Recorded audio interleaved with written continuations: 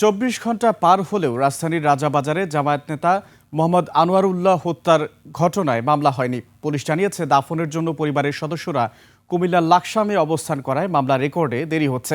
এদিকে হত্যাকাণ্ডের ঘটনায় এখনও বাসিন্দাদের আতঙ্ক কাটেনি। বাকিটা দেখুন দীপু শিকদারের রিপোর্টে। সিসি ক্যামেরার ফুটেজ বিশ্লেষণে দেখা যায়, গত পরশু রাত 2টা 20 মিনিটের মধ্যে বাসার গ্রিল কেটে দুই ব্যক্তি প্রবেশ করে।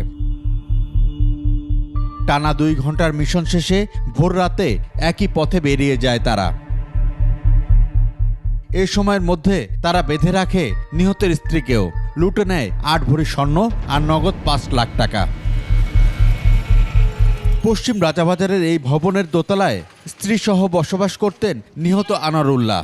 রাতে কখন কিভাবে চোরের দল হানা দিয়ে গ্রিল কাটলো এবং পরে কিভাবে হত্যা করা হলো তা কোনোভাবেই টের পাননি ভবনের দারোয়ান সহ অন্যরা।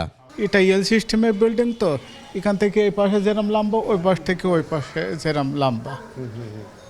এবার আমরা থাকি হইল সামনে গেটে, এটা ওখানে থেকে আওয়াজ, আর এখানে নর্মাল গ্রিল তো আমরা আওয়াজ পাইনি। ওনারা যে কিভাবে আসছে ডাকাতরা, এর কোনো কিছুই নাকি কেউ টের পায় নাই। গ্রিল আছে, গ্রিল কাইটা পরে নাকি ঢুকছে, ঢুকে পরে আঙ্কেল রে এমনি মাইরা ফেলাইছে। পাশের একটি ভবন থেকে সেই কাটা গ্রিল এখনো দৃশ্যমান। তবে এমন ঘটনায় আতঙ্কিত অনেকে। এখানে ওরকম চিকন পাত, ওই জানলার গ্রিলের চিকন পাত কাটে এদিক দিয়ে ঢুকছে। এই গ্রিলটা দিয়ে উঠছে নাকি? এদিক দিয়ে আসছে আর কি। শব্দ পাইলে তো মনে করেন একটা নির্দোষী মানুষ কেমন হত্যা করবো, আমরা তো হেসেরে আমরা জান দিয়ে আমরা বাঁচিতে যাইতাম। আজকে তো আমারও হইতে পারে, বা কালকেও তো হেরাইছে, আজকে আমার কালকে হেরাইবেই তো। পুলিশ বলছে, চোর চক্র ছাড়াও আরো কয়েকটি বিষয় মাথায় রেখে চলছে তদন্ত। চুরির ঘটনাও ঘটেছে, সেই সঙ্গে একটি হত্যাকাণ্ডও হয়েছে।